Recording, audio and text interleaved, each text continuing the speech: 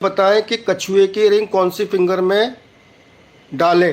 भाई डालने का मतलब इसका ऐसे नहीं होता। सबसे पहले तो इसका ये निर्धारण करना पड़ेगा तुम्हें कि तुमको क्या चीज़ अचीव करने के लिए कछुए की रिंग धारण करनी है। ठीक। और जिस भी चीज़ को धारण करना है, क्योंकि कछुए का जो मामला होता है वो ऐसा होता है, इसकी उम्र हजारों साल होती है। ठीक। और ये कहीं ना कहीं पंच तत्वों से जुड़ा हुआ माना जाता है, जैसे कि चार पैर, दो आगे दो पीछे, एक आगे मुंह, दूसरी चीज जमीन से जुड़ा हुआ। ठीक।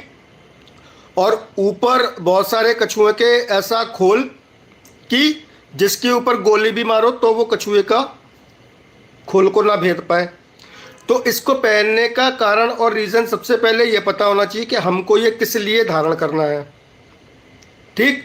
और धारण अगर करना है, नहीं तो ऐसे क्वेश्चंस तो हम बिल्कुल लेंगे कि जिससे कि भाई सभी लोगों की नॉलेज बढ़े और जानकारी बढ़े। ठीक है।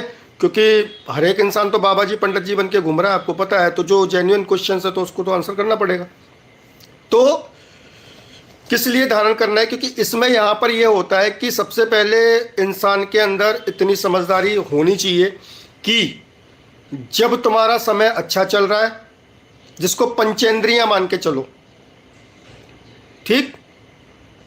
तो पंचेंद्रियां जो होती हैं तो इंसान उन्हीं के सहारे आगे बढ़ता है। ठीक।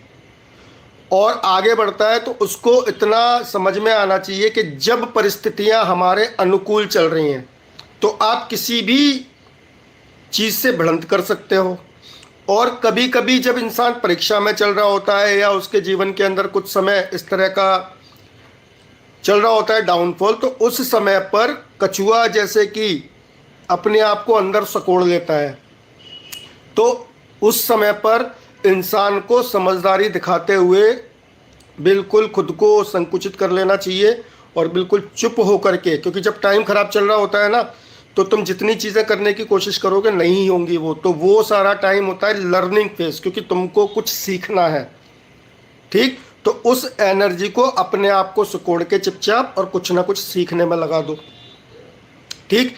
क्योंकि कहीं ना कहीं कुछ ना कुछ तो गलती हुई होंगी जीवन के अंदर जिसकी वजह से आज ये कष्ट मिल रहे हैं।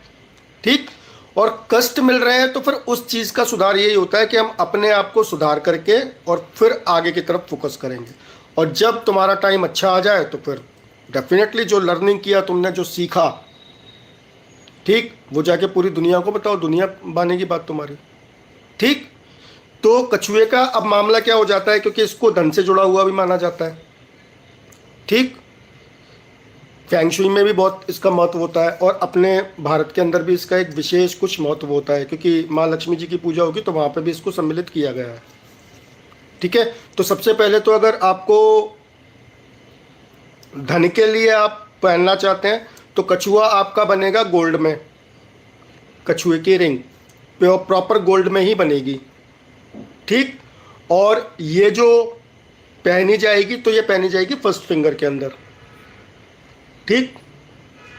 और इसके बाद में कछुए की रिंग आप पहनना चाह रहे हो कुछ लर्निंग, क्योंकि कछुआ अपने आप में बहुत ज़्यादा समझदार भी होता है।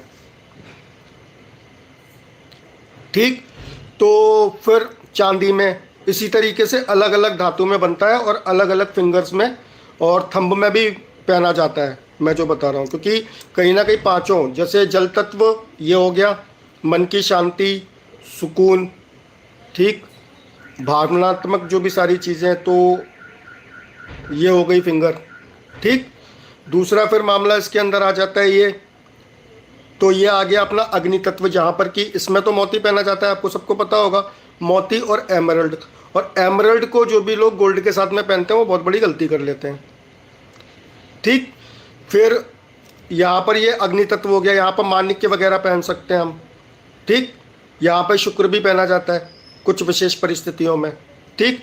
ये वायु तत्व, तो वायु तत्व इसमें कभी कभार नीलम भी आ जाता है बर्थ चार्ट विश्लेषण के बाद, ये वायु तत्व है। ठीक। तो वायु तत्व के अंदर आप शनिदेव ले सकते हैं, राहुदेव ले सकते हैं।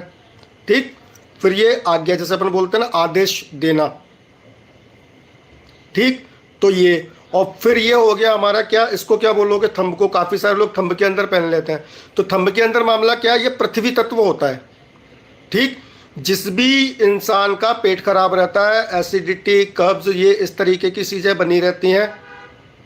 ठीक, तो बिल्कुल आप इसके अंदर चांदी का छल्ला पहन लो। ठीक, जठराग्नि अगर आपकी कमजोर है, एसिडिक वाली प्रॉब्लम बनी रहती है, तो इसके अंदर गोल्ड का छल्ला पहन लो। ठीक,